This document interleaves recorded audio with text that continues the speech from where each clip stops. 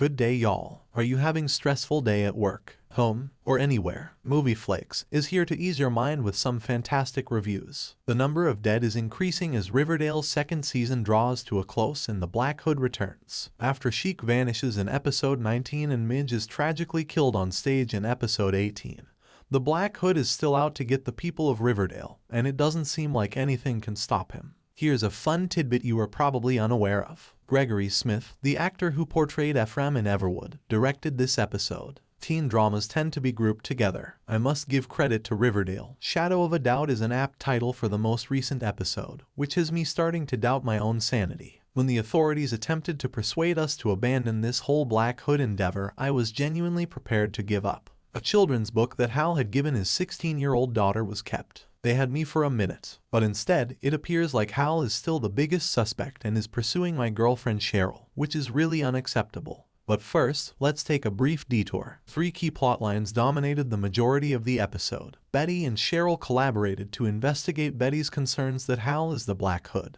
Hiram persuaded Archie to resurrect the Red Circle, only for them to turn against Archie and pursue Southsiders. He also effectively rekindled Riverdale's civil war. All of these deceptions were intended to fool the entire town into thinking Fangs Fogarty had slain Midge Clump. Last but not least, Veronica starts meeting the heirs of other gangster families to discuss nebulous business proposals after triumphantly taking down Nick St. Clair in last week's episode. Yeah, I'm not particularly invested in that last one. In the midst of all of this, the Black Hood opens fire on the audience, interrupting a disagreement between Fred and Hermione.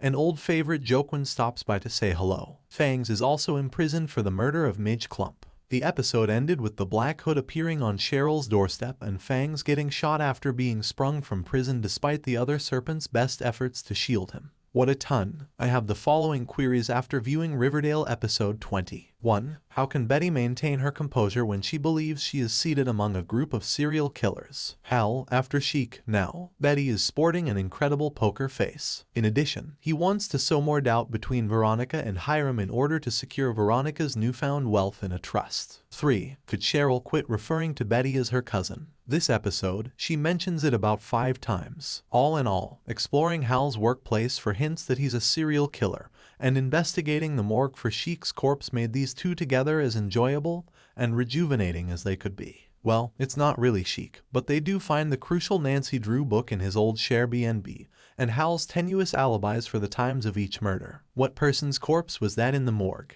It was neither Shady Guy nor Sheik. Then is it? 5. What kind of debate from hell is this? After Fred Andrews receives a threat that reads "You're next, sinner," he insists the show must go on. God forbid Riverdale is deprived the face-off between him and Hermione Lodge, moderated by the only person with spare time in this town, Alice Cooper. Fred gets booed by the crowd for suggesting Fangs may not have killed Midge, while Hermione blames Fred for the formation of the violent, dangerous Dark Circle because it was founded by his son. Honestly, the real question is, how did Archie not see that coming? S6. Hal is totally the Black Hood, right? The town hall is interrupted by a man in a black hood shooting into the crowd. Nobody gets hurt, but when Hal covers Betty, everyone at home, including me, is perplexed. He's the Black Hood, right? Betty tells Hal the truth about how she and Cheryl found the book. For a little moment, she accepts his statement that it was intended to be a gift. Later, after that speech at the end of season discloses that Papa Poutine's son is seeking retribution.